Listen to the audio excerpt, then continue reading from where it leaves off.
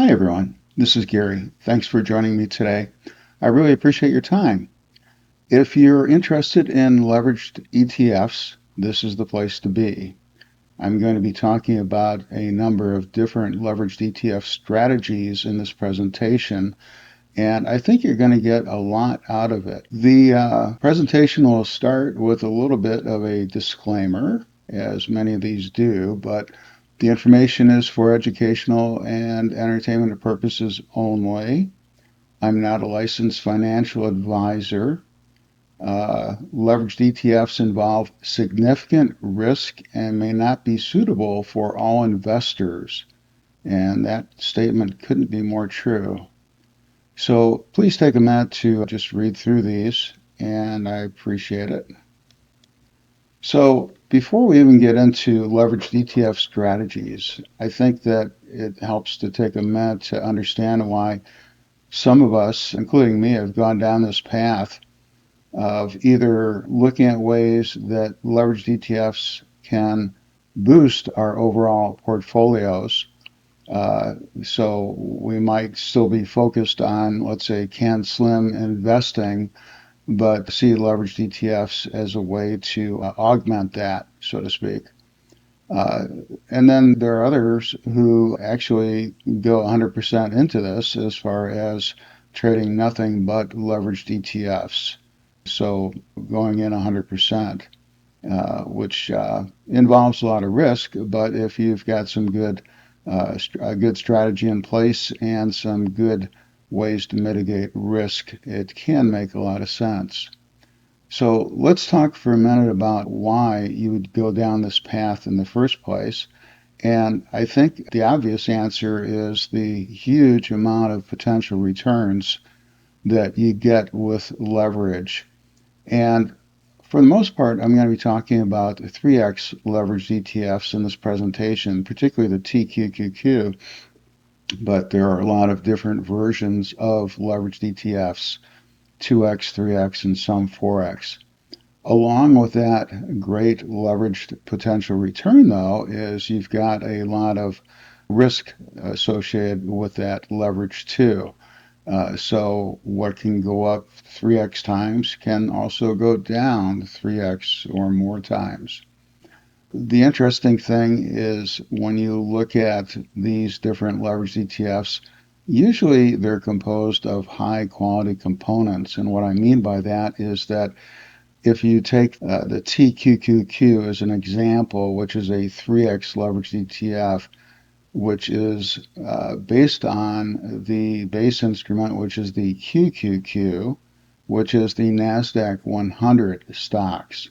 So it's the top 100 stocks in the NASDAQ. So obviously there's a lot of quality, a lot of strength within those stocks. And could you possibly be in a better basket of stocks? So that's what I mean by a high quality components of some of these leverage ETFs, which focus on indices like the NASDAQ, or I'm sorry, like the NASDAQ 100, or different segments such as semiconductors or large cap stocks, Magnificent Seven type stocks, etc. But if you look at their components, you'll find that they're generally very strong, very good performing types of stocks. Because of that, generally there's a performance expectation that goes along with this. What I mean here is that stocks that follow these follow the market often, and the market tends to go up. So same thing can be said for the semiconductors and software and large cap stocks, etc. When the market goes up, they tend to follow. So hence the leveraged ETFs tend to follow as well.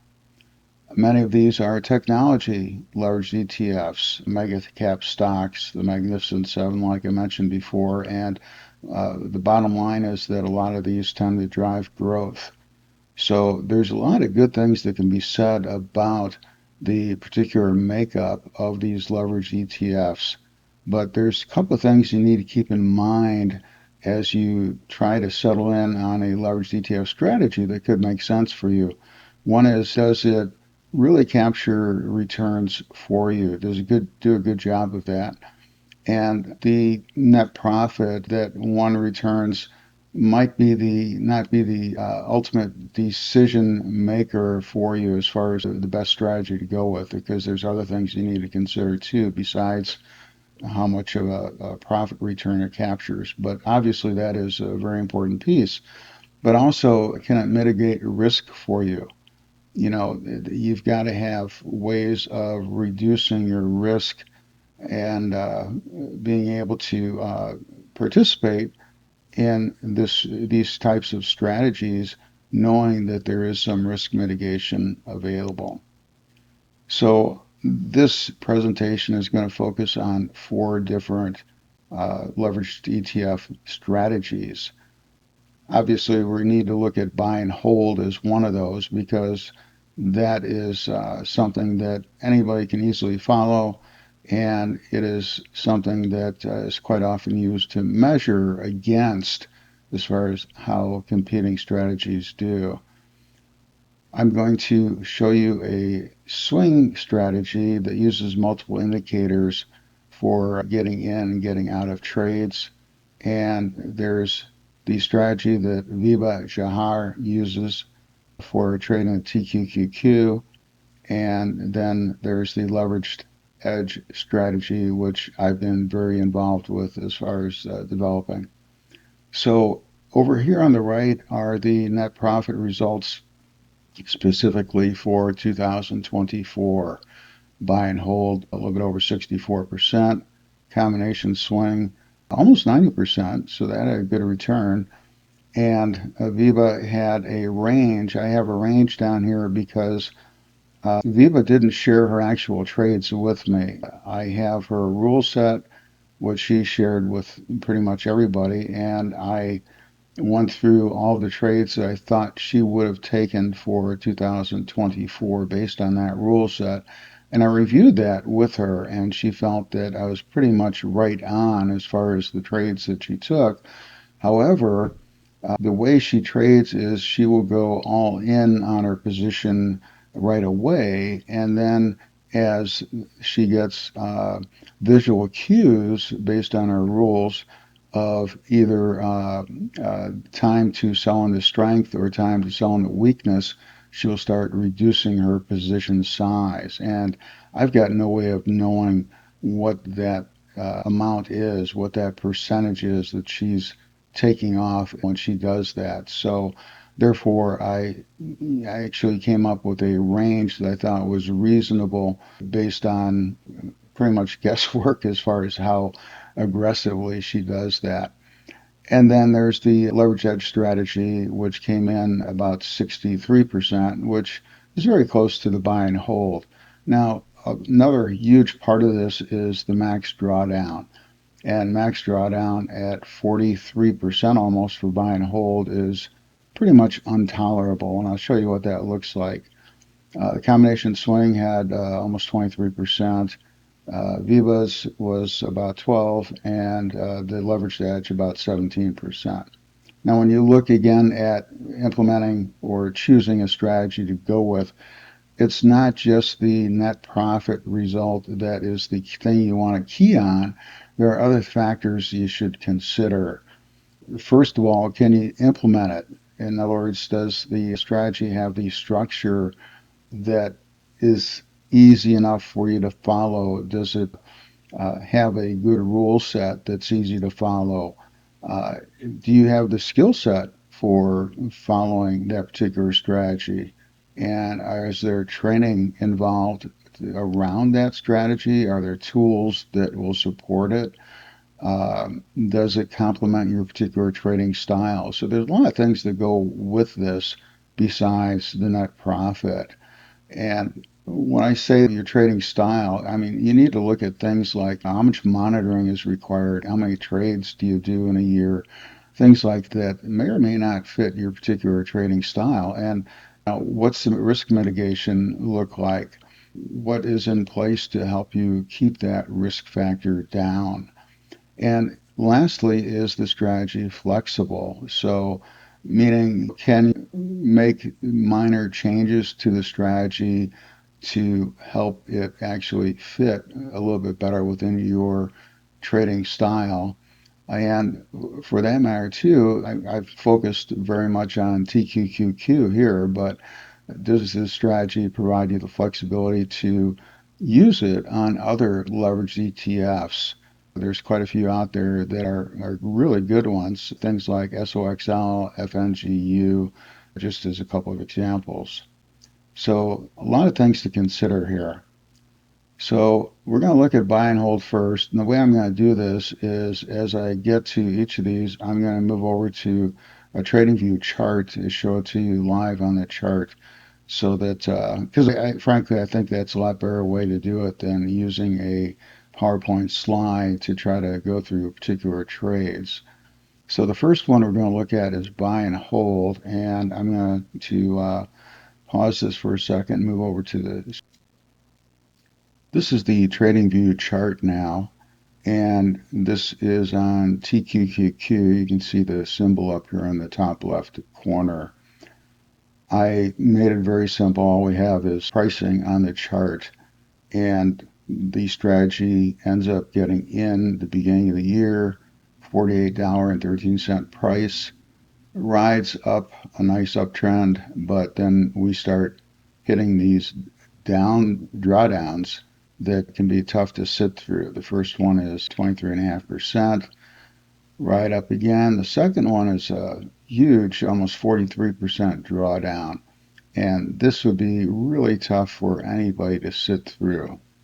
The third is 22.5%. And then the last one at the very end here is about a little bit over 15%. So the strategy exits at $79.13 the end of the year. And again, here are the stats up here, about a 64% return. But that drawdown is a killer, believe me. And it's not just one. In this case, we had 4 pretty strong drawdowns during the year. So that's what you have to contend with when you get into buy and hold. And in some years, an example would be 2022. Uh, these are mild compared to what was experienced during that particular year, and they can be devastating, believe me. So with this, I'm going to move back to the presentation for a minute. This next strategy is what I call a combination strategy, and that's because it's based on a number of criteria. This is a strategy that I found on YouTube, and there's a slide near the end here of resources. You can go and watch the presentation or the YouTube video on this strategy based on the link that I've provided, but I think I've interpreted it fairly well. It has 2 sets of criteria for entry. You've got either a bullish MACD crossover and a bullish crossover of a stochastic, 3-day stochastic, or that MACD crossover, bullish, plus an oversold condition of a 3-day RSI dropping below 36. So it would be a combination of 2 of these. So it could be the first and the second or the first and the third to give that buy condition. Whoops. In the 2024 analysis that I did, actually, I did not find any cases where the 3-day RSI came into play. It was always the first 2 conditions that started the buy signal. The exits are generated by the ADX and MACD. So you've got a bearish crossover on the MACD. It's a little bit different settings for the MACD in this case.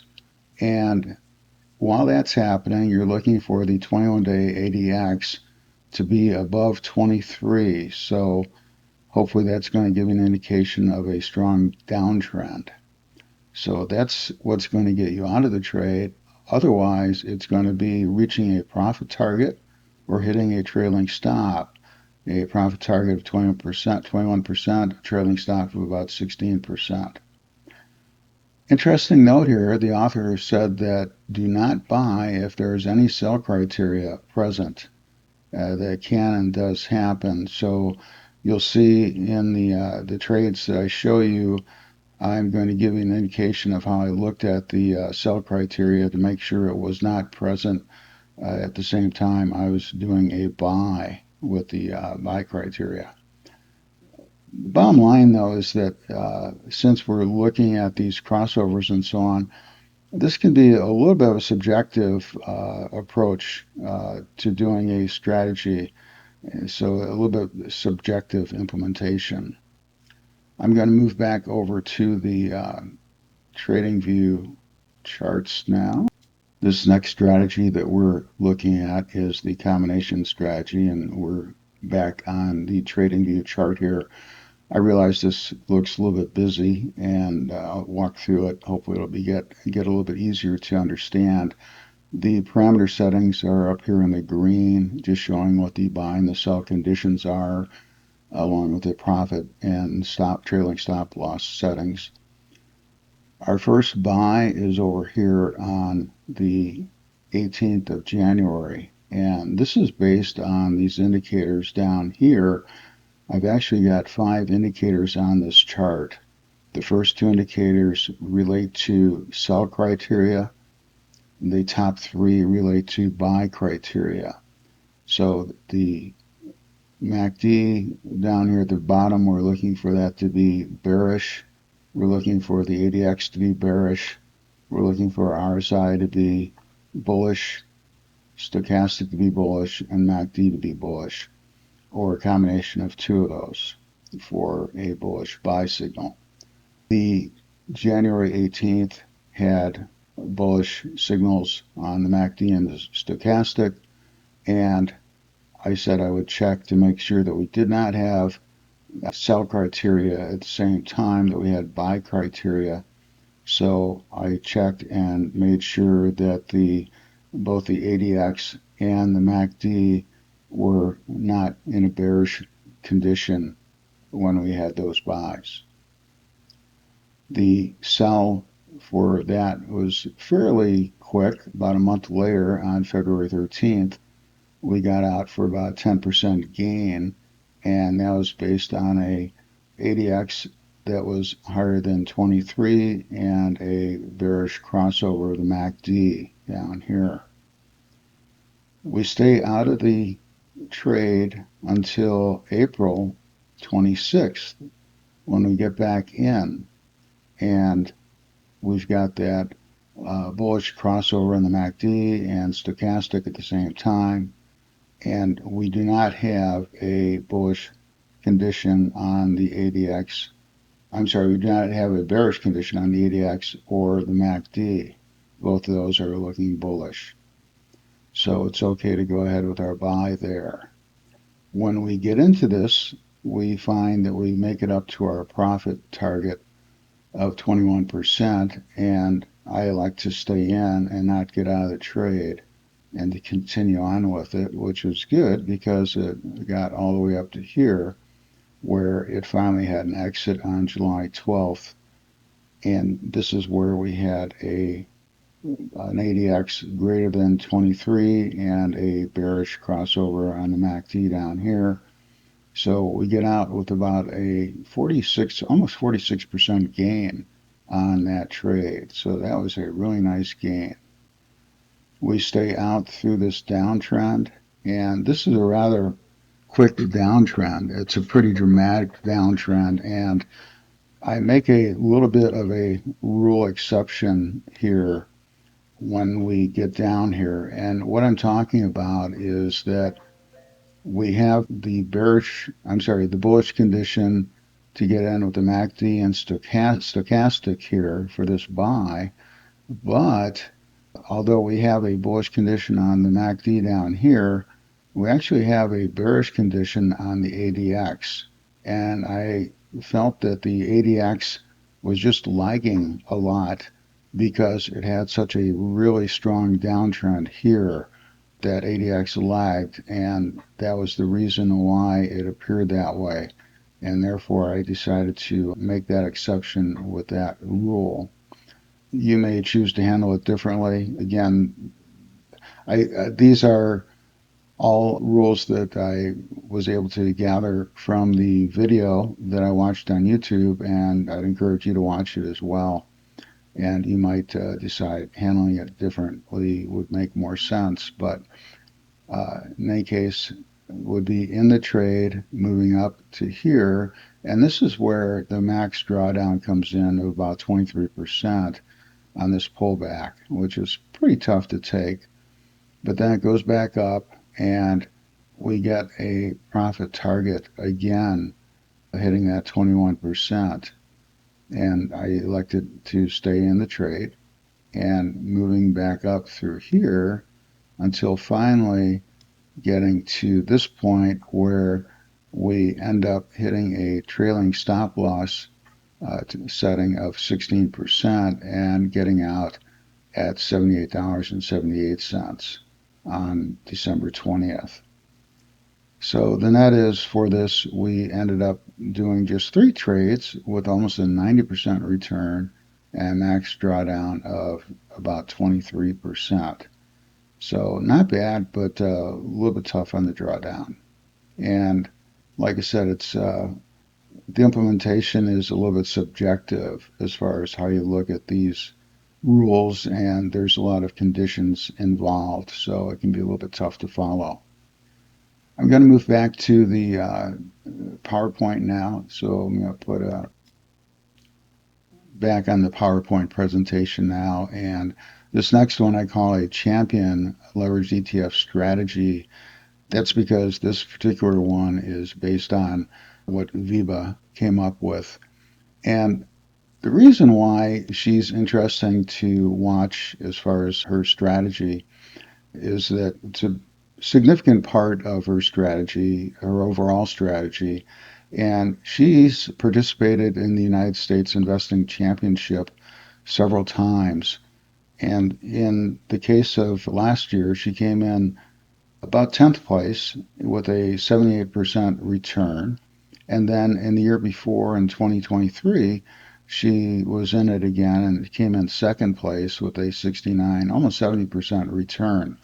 Now, she's participating at the $1 million plus account level stock division, which we all know it's a lot tougher to make really good returns when you're dealing with a lot of money, a lot of cash.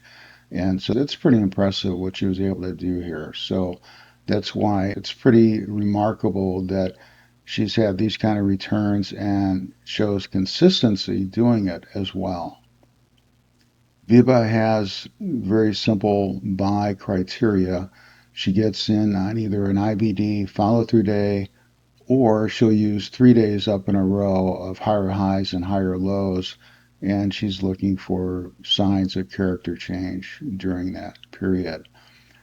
Then once she gets in, and she's going to take a full position at this point, and then she's going to use visual sell cues to decide when to be more aggressive about whittling down her position, about reducing her position, taking her profits, and starting to move out of the trade. So she's going to be looking at a number of different criteria here. Uh, she's going to be looking for the leveraged ETF to be making 52-week highs, and she's going to be looking for a potential pullback, possibly even going into a handle type condition. And if she sees signs of resistance, she's going to get more aggressive about when to sell into strength. She's going to be looking for new highs on declining volume and looking at what the market's doing overall at the same time, because that's going to be an indication that things are starting to get a little bit weaker. She's going to be looking for NASDAQ distribution days. That's going to be a good indicator of the market is getting a little bit more weak, and she's going to act more aggressively if there's a pullback during those high number of distribution days. She's going to be looking for the price to go up to 10-day moving average, particularly in rising volume, and looking for conditions like 3 down days in rising volume, 3 consecutive down days, I should say, with lower highs and lower lows. She'll look for price hitting resistance and getting rejected 3 times, which can be a great indicator that things could be completing the topping process and getting ready to move down. And she'll look for a poor close in rising volume below the 10-week moving average. She has a secondary indicator. She'll look for bulls versus bears to be above 60% because she feels that's a greater likelihood of a pullback. And if the market starts feeling frothy, she'll become more aggressive selling into strength. But usually she won't be totally out until going below the 21-day moving average. So I'm going to pause again, move over to the trading view. Again, I realize that now that we're on this trading view chart, it looks a little bit busy, and I'm sorry about that. It's kind of hard to avoid that. The chart I try to make somewhat intuitive in that I've tried to outline the results that she had for the year up here in the black. I pointed out that we've got three moving averages on the chart: green 10-day, purple 21-day, red 50-day moving average, so you can see or relate to what's happening with those as we go through trades. And I've identified entries in green as when she's getting into a trade, and exits in red when she's getting out of trades. So that hopefully will make things a little bit more coherent to follow, a little bit easier to follow.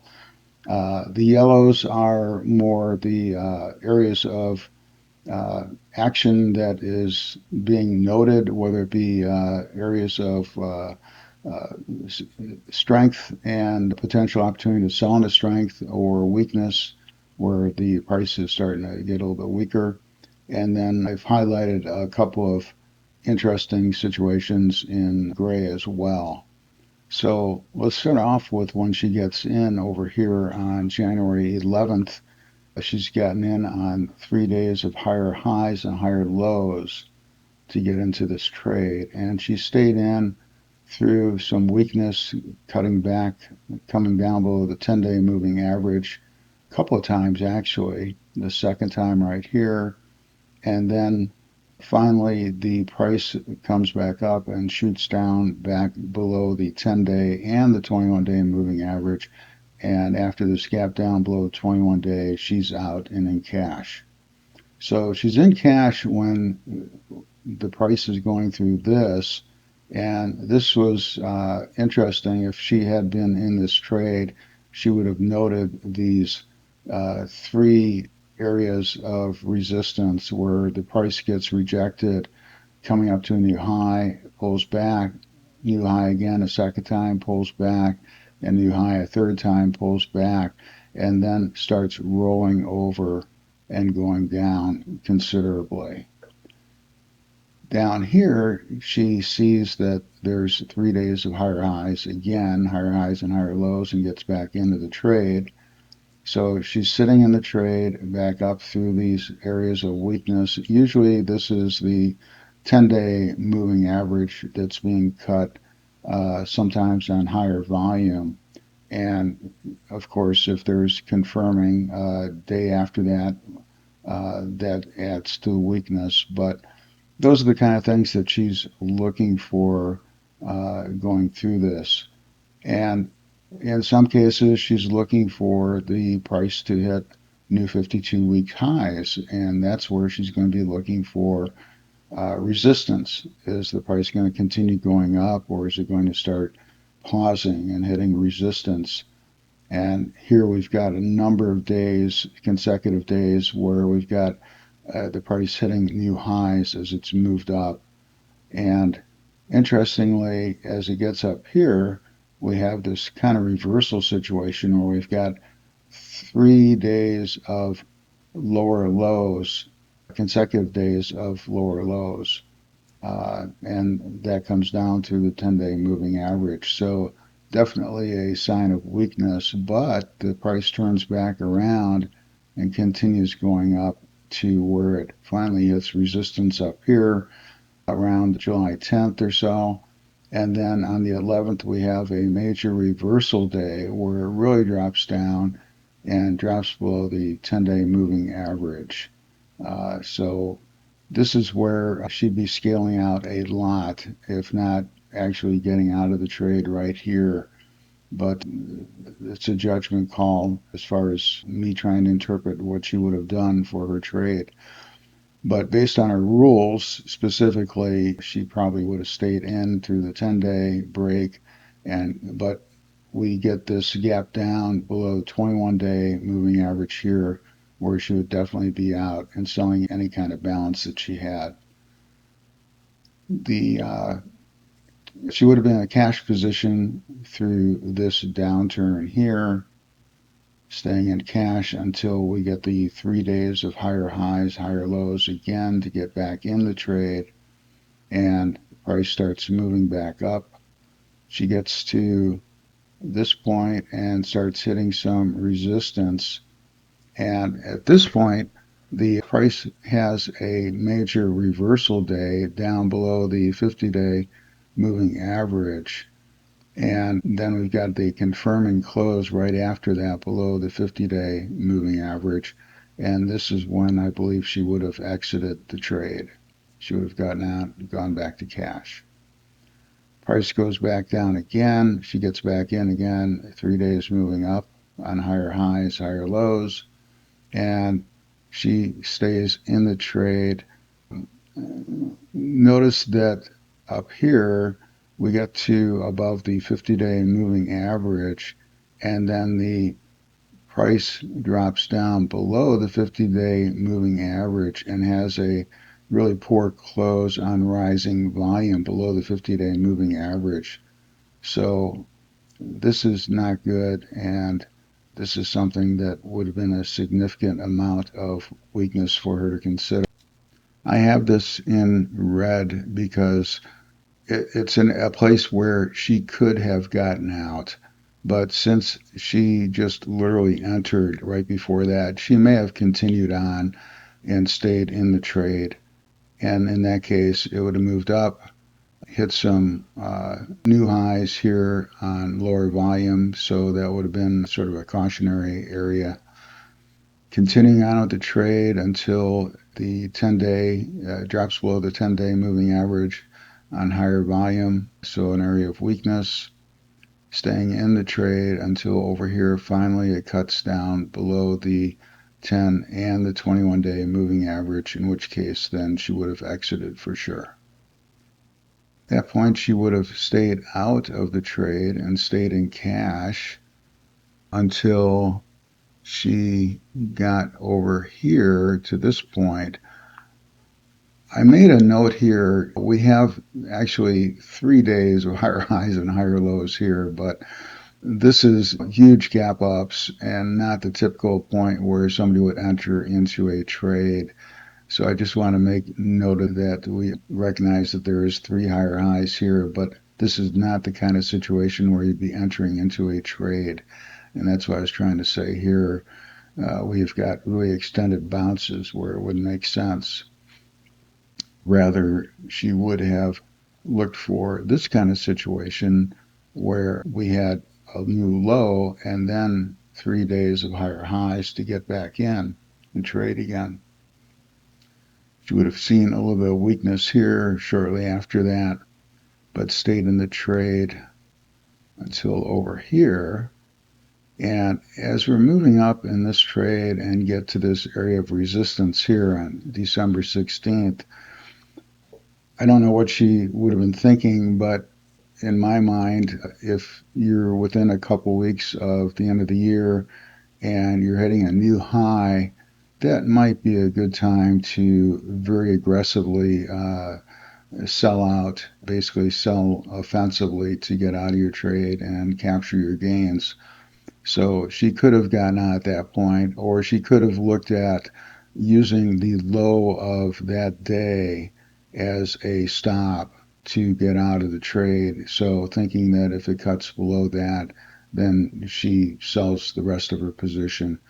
But technically, based on her rules, she would have remained in this until cutting down below the 10-day and 21-day moving average on this huge down day here.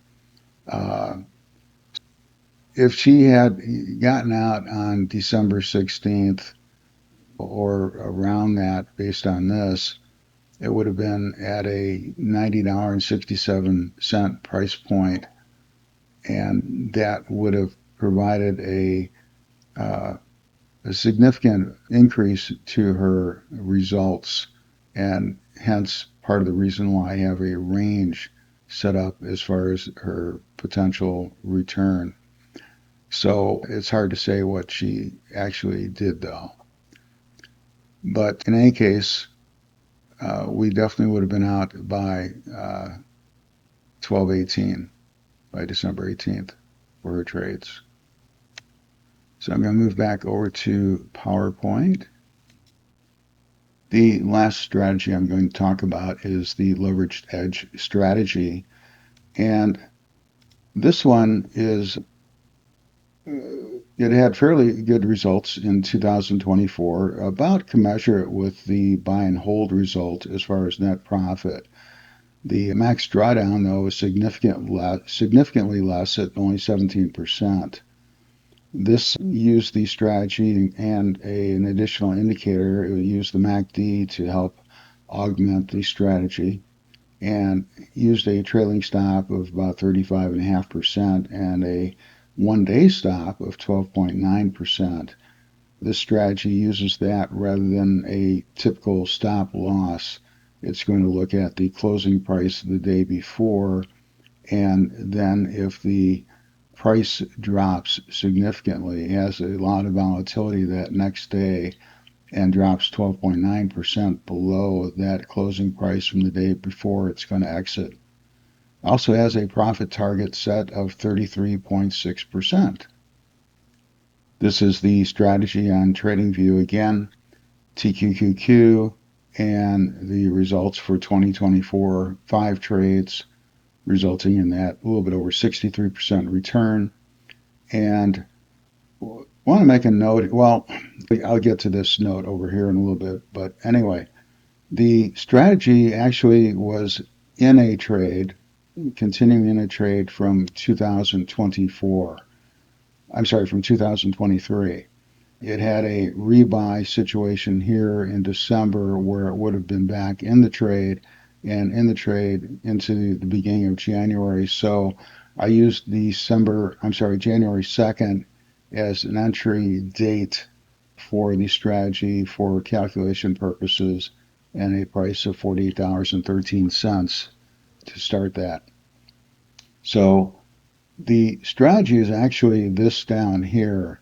It's based on custom stochastics and a custom set of rules to tell the strategy what to do and when to do it.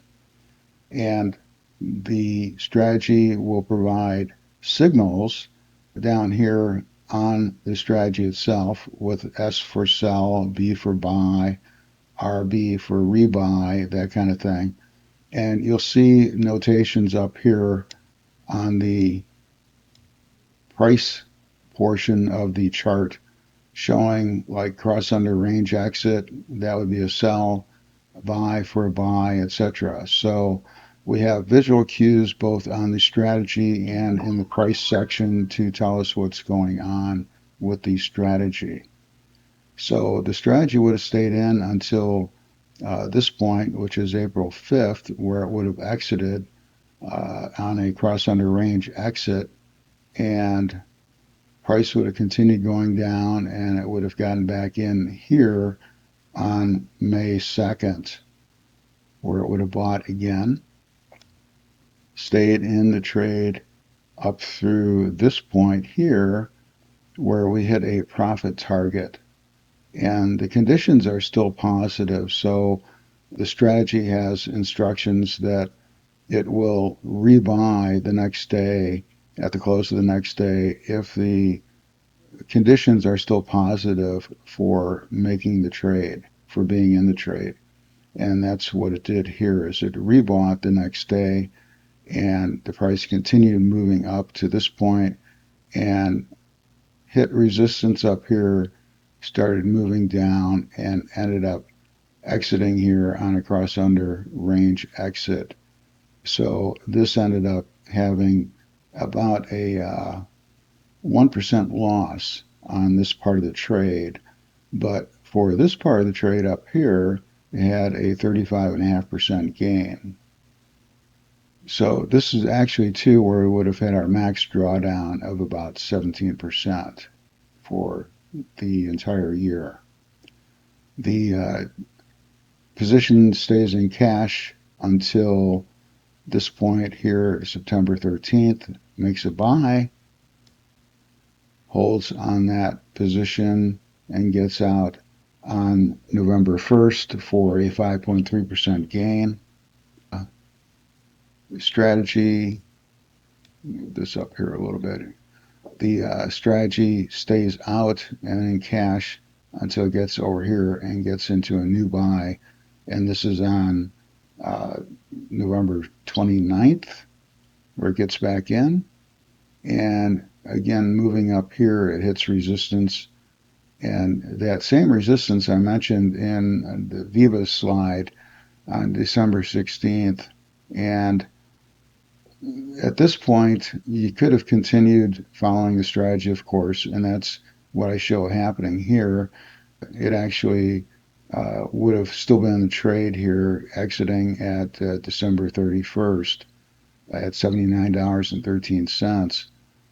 However, if you were aggressive about capturing gains, you could have looked at this the same way as far as this particular new high and perhaps using that day's low as a stop loss to get out and exiting the trade at that point. If you'd done that rather than a 63.2% return, return would have been 77.2% for the 2024 year. So just another way of looking at it. But that's it for the leveraged edge strategy. And I'm going to move back over to the PowerPoint and continue with our PowerPoint, the last couple of slides. The thing I want to point out with the leveraged edge strategy are some advantages over other strategies that we've talked about in this presentation. Number one is it works with a lot of other leveraged ETFs, not just the TQQQ, but works well with 8 other leveraged ETFs. So there's a lot of opportunity to participate because of that. It's rules-based investing, which means the emotions are left out of this. And, because of that, in some ways, it's easier to follow, I believe. The settings are provided in a best settings and results spreadsheet to get you started and off to a good start with settings that provide good profit potential for multiple large ETFs. These are settings that have been tested. There's lots of backtest data around them, so you can actually get a sense of how well they perform, what they've done in the past, etc. The nice part about the strategy is that it's pretty flexible. It enables traders to adjust the settings somewhat to make changes to fit their particular trading style and individual risk tolerance to a certain degree. So there is some flexibility there. And you can add alerts to this as far as getting signals either through email or text message based on, strategy signals. And there's a lot of backtest results to support what the strategy has done in multiple time frames, whether it be individual years or multi-year time periods going back as much as like 10 years to really understand how the strategy performs in different market type environments.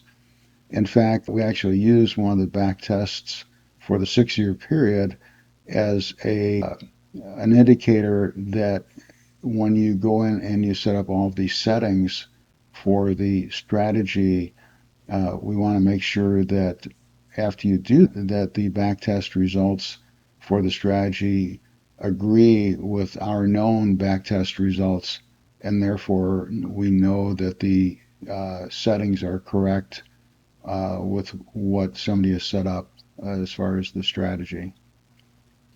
There's lots of video tutorials available to watch at leveragededge.com, and there's some other ones on YouTube. There's The strategy actually went through a beta test period of almost a year with close to 100 beta testers to help fine tune this to make sure everything was working well and behaving as it was supposed to behave. We currently monitor the TQQQ and compare those results to the buy and hold and show that on the website those results are updated on a weekly basis. And I've provided the link to the website to show you that. You don't need to be a financial genius. You don't have to have insider information. And you don't need to be spending a ton of time analyzing stocks to try to figure out what you want to be in and when you want to be in it. The strategy does a lot of this for you and makes it relatively easy to use.